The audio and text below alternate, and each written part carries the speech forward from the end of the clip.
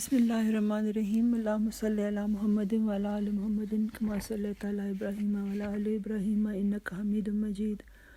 Allahumma barik ala Muhammadin wa ala ali Muhammadin kama barakta ala Ibrahim wa ala ali Ibrahim innaka Hamidum Majid. Imam Sahib is saying today is the last day of Ramadan and the last dars, and tomorrow is Eid al-Fitr. So with regards to Eid, we present certain etiquettes as recorded in the traditions of the Holy Prophet ﷺ, and the first of these traditions is reported by Hazrat Umar Zanho, and he said that the Holy Prophet ﷺ told people not to fast on these 2 days. The first of these days is the day of Eid al-Fitr, and which is on which it is not correct to fast, and also the day of Eid al-Azhiya. You're not allowed to you should eat of the meat of the sacrifice. So this so we know from this that we must not must not fast on the day of Eid. So in accordance with the command of Allah, we fast in Ramadan, and here again in regards to the command of Allah, we are not allowed to fast. We have to eat something before we go to the Eid prayers. The next tradition says that the Holy Prophet ﷺ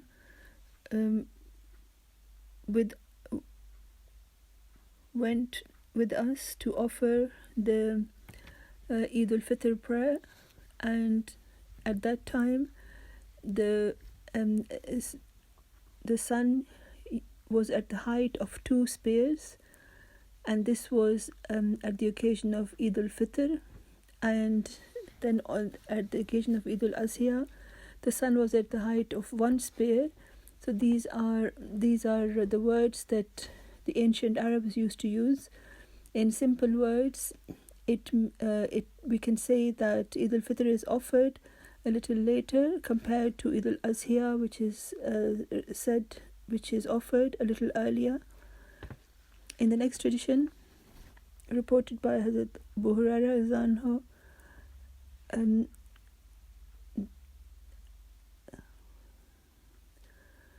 so the Imam Sahib was just reading the Arabic about Eid. The general guidance is that this is for the convenience of people, and for to denote the greatness and vastness of this celebration. It should be offered in an open space, and this is an ideal situation, but it can be offered in the mosque as well.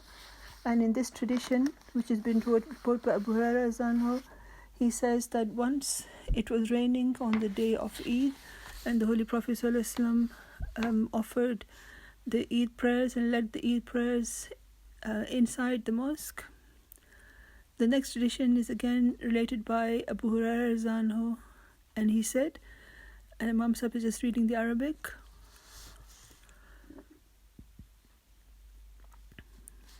So Abu Hurairah Zanhu relates that the Holy Prophet ﷺ said on a particular Friday sermon, he said that this day of Friday is made for you by Allah as an Eid day.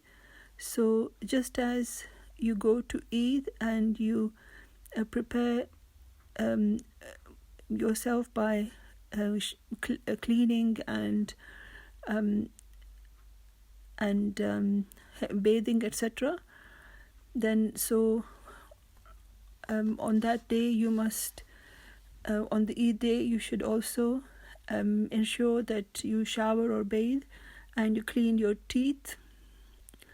So, and generally in Islam, the instruction in gatherings is that one's body and face, etc., and one's mouth should in particular be clean, and one should also try to use some kind of fragrance. So we should be very careful about cleanliness, so as not to make it a problem for other people. In the next tradition reported by Hazrat Abu Sa'id Khudri Rizlan Ho, he reports that the Holy Prophet ﷺ said that it is an obligation on every Muslim to bathe on every Friday, and because Eid is also regarded as Friday is also regarded as an Eid day, then the same should be done.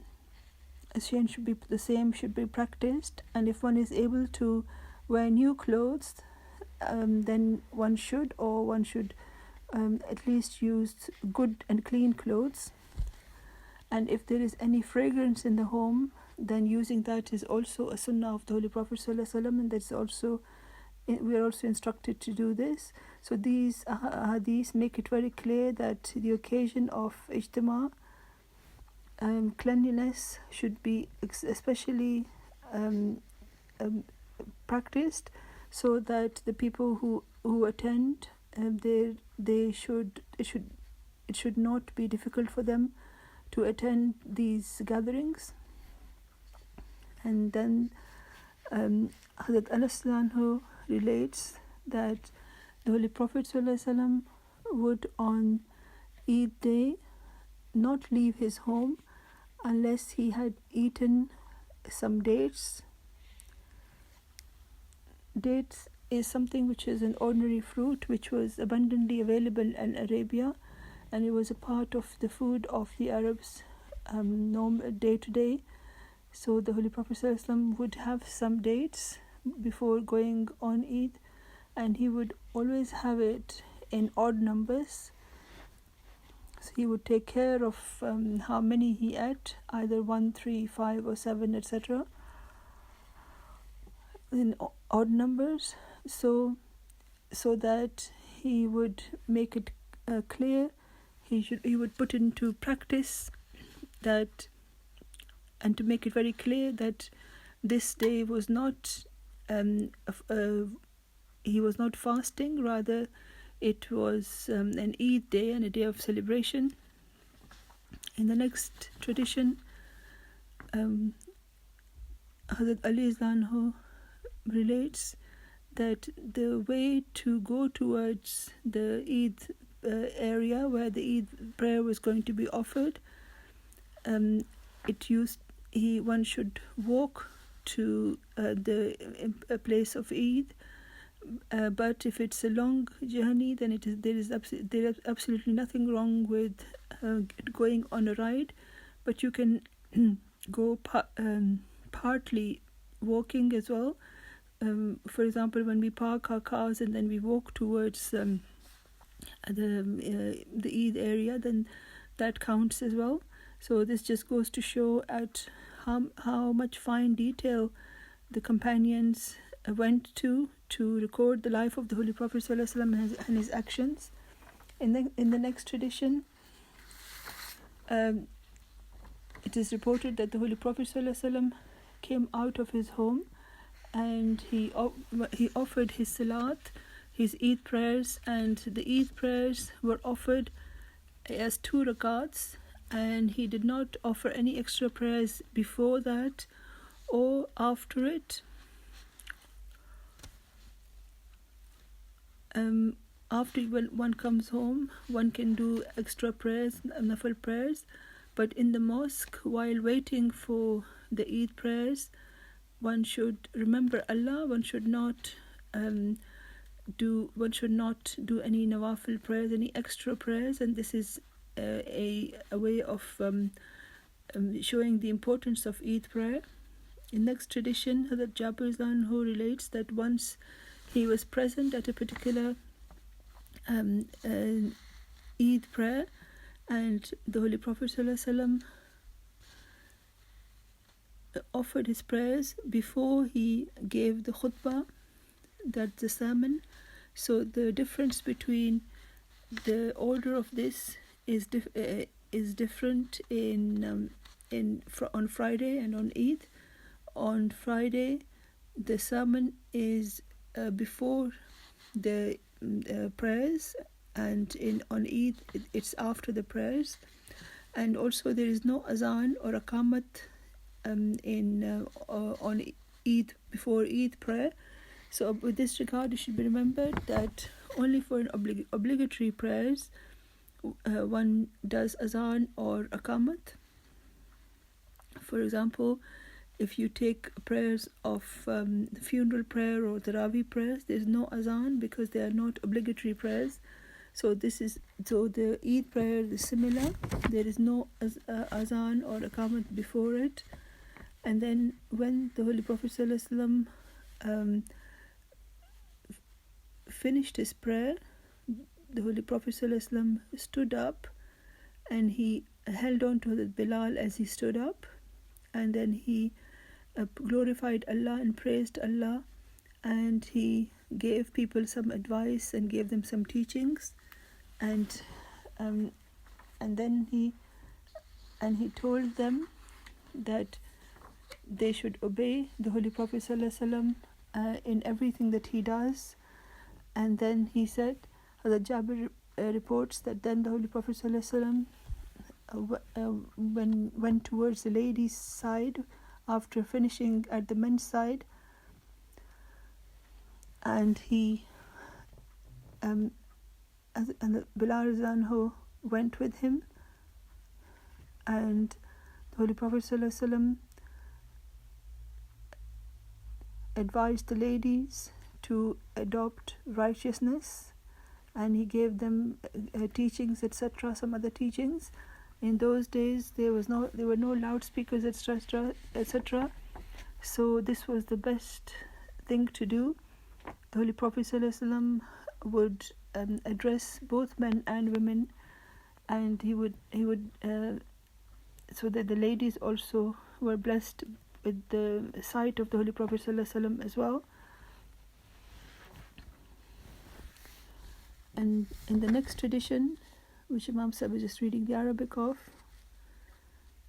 Hazrat Ibn Umar Zan, who relates that the Holy Prophet ﷺ's style was that when he would go for Eid prayers, then he would raise his voice, and in a loud voice he would do takbir and tahleel.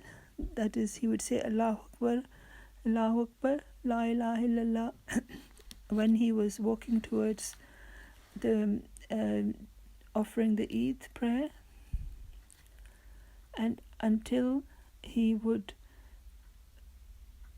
arrive at the place, at the spot where he was to lead the prayers. So the words are La ilaha, Allahu Akbar, Allahu Akbar, La ilaha illallah.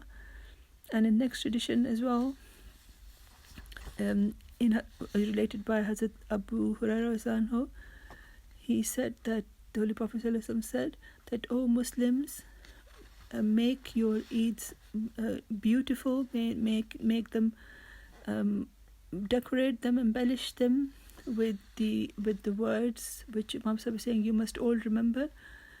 The words are Allahu Akbar, Allahu Akbar, La ilaha illallah, Wallahu Akbar, Allahu Akbar, Walillahil hamd. So while walking or going by car, etc., to the Eid area, this prayer should be recited loudly by all. In the next tradition, it is reported that when the companions of the Holy Prophet ﷺ used to meet each other on Eid day, they used to greet each other.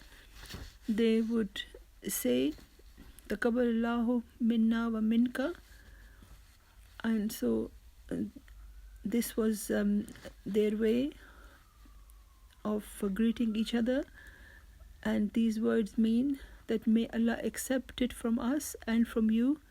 It doesn't say what should Allah accept, but obviously on Eid day, in this regard, it is in denoting the worship of Eid and the worship of Ramadan just prior to that.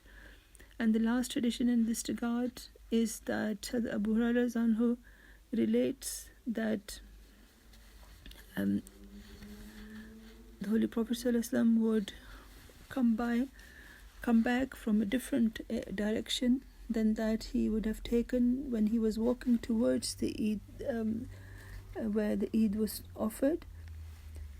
So he used to change his way, and this is a sunnah, and we think that this means that the takbeers that are offered, then it should be offered, Allah should be glorified and praised in a lot of places, in different places, and so that in all those areas where these are said, they can bear witness on the Day of Judgment that these words were said.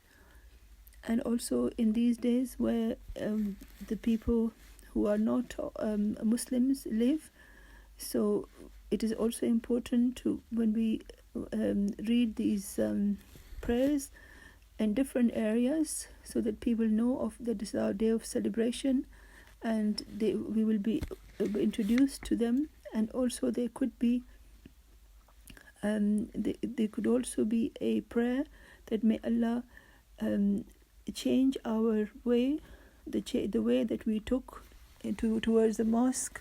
We should come back a different way, a different person, and we should have a pure and pious transformation in us.